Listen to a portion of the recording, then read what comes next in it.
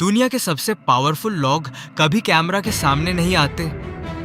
उनके नाम हेडलाइंस में नहीं होते, लेकिन उनके डिसीजंस पूरी दुनिया को अफेक्ट करते हैं। सोचो अगर कुछ ऐसे ग्रुप्स हो जो सादियों से एग्जिस्ट कर रहे हो, जो गवर्नमेंट्स के पीछे हो, जो वॉर्स और इकोनॉमी तक इन्फ्लुएंस करते हो, और सबसे बड़ी बात जिनके बारे में हमें ऑफिशियली कुछ पता ही नहीं। आज हम बात करने वाले हैं 5 ऐसे सीक्रेट सोसाइटीज की जो या तो सिर्फ कहानियां हैं या फिर सच में दुनिया कंट्रोल कर रही हैं। सीक्रेट सोसाइटीज का कॉन्सेप्ट सिंपल है, एक क्लोज्ड ग्रुप जिसमें एंट्री सबको नहीं मिलती, अंदर के रूल्स अलग होते हैं और जो कुछ भी होता है वो बाहर नहीं आता।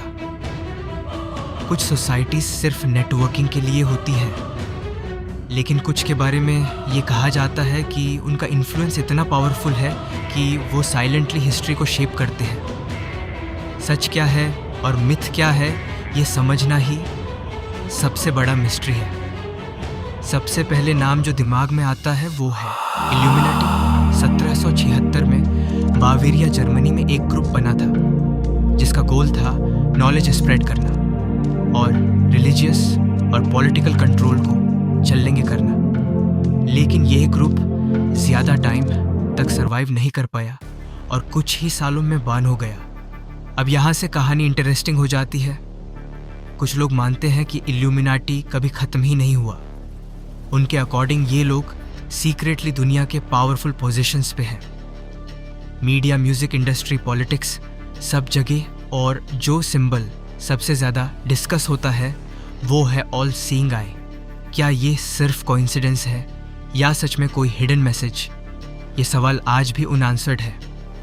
अब बात करते हैं एक ऐसे ग्रुप की जो ऑफिशियली एग्जिस्ट करता है, लेकिन उसके अंदर क्या होता है वो आज भी सीक्रेट है। Skull and bones Yale university का एक एलीट सोसाइटी है।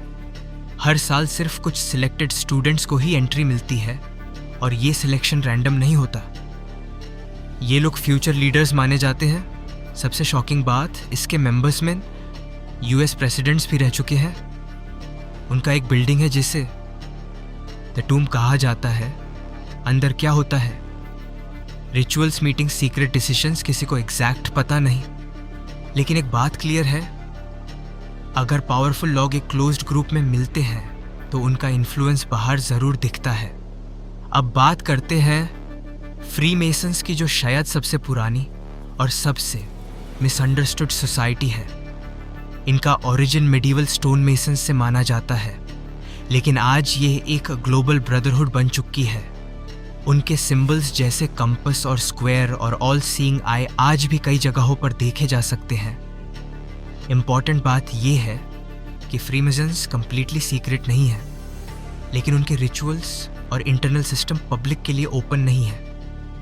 कुछ लोग कहते हैं ये सिर्फ एक सोशल ग्रुप है, लेकिन कुछ लोग मानते हैं कि इनका इन्फ्लुएंस पॉलिटिक्स और हिस्ट्री में बहुत गहरा रहा है। सच क्या है, शायद दोनों के बीच कहीं।